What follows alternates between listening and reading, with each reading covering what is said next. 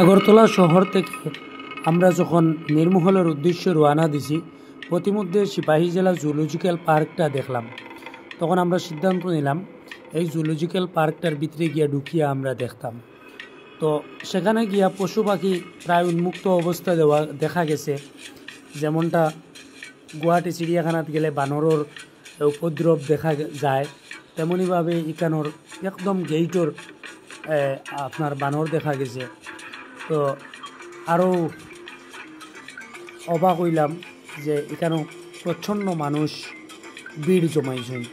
আমরা আরও আগ্রহ জন্মাইল যখন টিকিট করাত গেলাম, গিয়া গাড়ি ঢুকাইবার সুযোগ দেয় এই গেইটের ভিতরে। এই জিনিসটা দেখিয়া হয়তো ভাবলাম যে এখানেও সম্ভবত পশু পাখি উন্মুক্ত থাকে, আর আমরা বোধ হয় গাড়ি নিয়ে এইগুলা উন্মুক্ত পশু পাখির দেখবো। কিন্তু না, আমরা এখানেও যাইয়া দেখলাম যে আসল ব্যাপারটা এরকম নয়। ভিতরে গিয়া আবার টিকিট কাটা লাগে এবং সেখানে চিড়িয়াখানা। তো এই চিড়িয়াখানা ভিতরে আমরা প্রবেশ করলাম। আমরা মূল আগ্রহ আসলো যে আমরা রয়্যাল বেঙ্গল টাইগার দেখতাম। তো এই অভয়ারণ্য বা সিপাহী জেলা বন্যপ্রাণী অভয়ারণ্য যেটা, এটা বিশালগড় টাউন থেকে 25 কিলোমিটার বা 16 মাইল দূরে অবস্থিত। এবং এখানেও গিয়া আমরা পশু পাখি দেখার লাগিন আমরা গেলাম। গিয়া প্রথম অবস্থায় আমরা 2-4টা পশু দেখছিলাম, তবে ঘুমন্ত অবস্থায় দেখিয়া বেশ ভালো লাগছে না। তবে সবচেয়ে বেশি ভালো লাগছে যে একটা সিংহ দেখিয়া। এই সিংহ নয়, আরও একটা সিংহ আছে যে দেখবা আপনারা, যে সিংহটা জাগ্রত অবস্থায় সে প্রচণ্ড রাগ করছে এবং মাঝে মধ্যে এই সিংহটায় ডাকের। এই সিংহটা আমি আপনারা দেখাই আর যে কোন সিংহটা।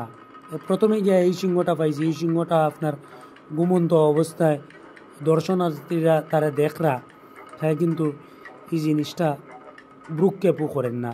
হ্যাঁ, তার আপন মনে ঘুমাই গেছে। মনে মনে ভাবলাম হ্যাঁ তো বনের রাজা, আর হ্যাঁ যখন দরিয়া রাখা হয়েছে খাঁচার ভিতরে, তখন হ্যাঁ একেবারেই ক্ষমতাহীন।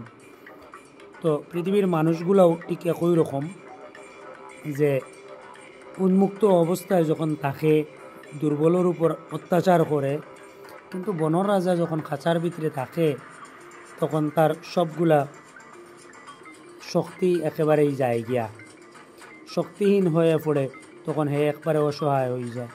ও যে সিংহর কথাটা কইছিলাম, এই সিংহটার রাগ আপনারা দেখুন।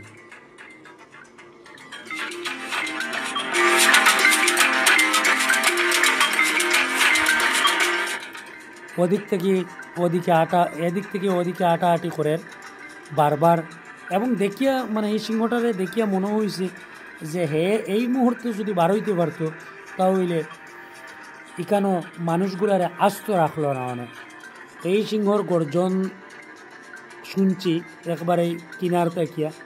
তো তার কিনারও আরও একটা পশু আমরা দেখতে পারলাম, যে এই পশুটাও জাগ্রত নয়। তো আমরা মূল উদ্দেশ্য আসলো বাঘ দেখতাম।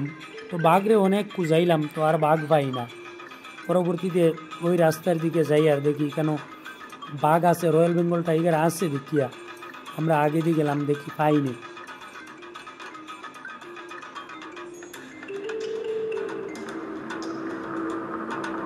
না, সম্ভবত বাঘ নাই।